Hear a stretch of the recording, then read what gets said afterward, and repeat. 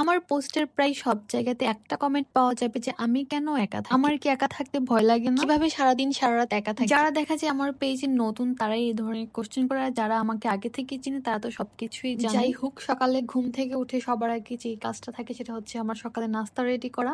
মানে কি খাবো এটা ভাবতে ভাবতে অনেক টাইম চলে যায়। আর আগের দিন আমি রুটির ডো বানিয়ে রেখেছিলাম, যার জন্য আমার কাজটা অনেক সুবিধা হয়েছে। অন্য সময় আমি রুটি বানিয়ে রাখতাম, কিন্তু দেখা যায় রুটিগুলো লেগে লেগে যায়। আমার দেখা যায় ২টা রুটি খেলেই হয়, তখন একসাথে অনেকগুলো রুটি বানালে ২-৩ দিন আমি খেতে পারি না, রুটিগুলো নষ্ট হয়ে যায়। তার জন্য আমি এরকমভাবে গোল গোল করে ডো বানিয়ে রেখেছি, শুধুমাত্র বেলে খেয়ে ফেলবো। কারণ আমার কাছে মনে হয় রুটির ডো বানানো থাকলে রুটি বানানো কোনো ব্যাপারই না। আর ওই কাজটা করতে আমার কাছে বেশি ঝামেলা লাগে। রুটি বানানো জাস্ট মানে কয়েক মিনিটের ব্যাপার, কিন্তু রুটি বানানোর আগের যে প্রিপারেশনটা এটা আমার কাছে খুবই বিরক্ত লাগে, আর অনেক জিনিসপত্র ভরে।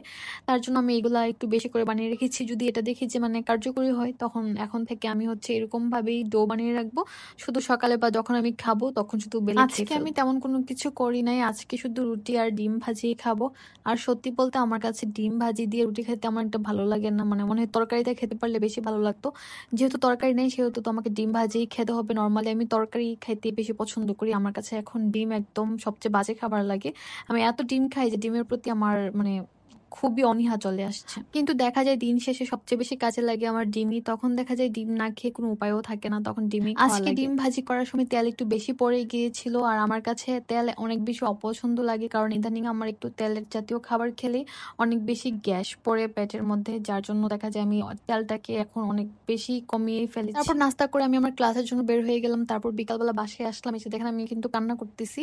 অন্য কোনো কারণে না, মনের কষ্ট কিন্তু কান্না করি না। মানুষের রিলস দেখে, মানুষের কষ্টের রিলস দেখে আমার শুধু শুধু চোখ দিয়ে পানি আসে। মানে এটা আমার সবসময় অভ্যাস, তাই ভাবলাম যে আজকে আপনার সাথে একটু শেয়ার করি। মানে আমি সবসময় এরকম করি, পরে শুনি যে কাহিনী অন্য। তারপর ফ্রেশ হয়ে আসলাম রান্না করতে, কারণ পেটে তো খাবার দিতে হবে। তার জন্য আজকে আমি একটা নতুন রেসিপি ট্রাই করব। সবসময় তো মাছটা ভেজে খাই, আজকে ভাবলাম যে কাঁচা খেয়ে দেখি কেমন। আর এই মাছে একটা বাজে গন্ধ করে, আমি ভাবতেছি যে কাঁচাটা খাবো কিভাবে। তারপর মাথায় আইডিয়া আসলো, আচ্ছা একটু লেবু পাতা দিয়ে দেখি তো কেমন লাগে। তারপর একটুখানি লেবু পাতা দিলাম, আর খেতেও বেশ মজা হয়েছে। আর এটা এত দ্রুত রান্না হয়ে গিয়েছে আমি ভাবতেও পারিনি। মানে আমি চুলায় জাস্ট বসিয়ে দিয়ে গেছি, কিছুক্ষণ পরে এসে দেখি মানে মাছটা একদম নরম তুলতুলে হয়ে গিয়েছে, মানে খুলে খুলে আসতেছিল আর কি। আর খেতে অনেক স্বাদ হয়েছে, বিশেষ করে তরকারির স্মেলটা অনেক ভালো আসছে লেবু পাতা দেওয়ার কারণে। আর একটু কাঁচামরিচ একটু বেশি করে দিয়েছি যেন একটু সুন্দর স্মেল আসে।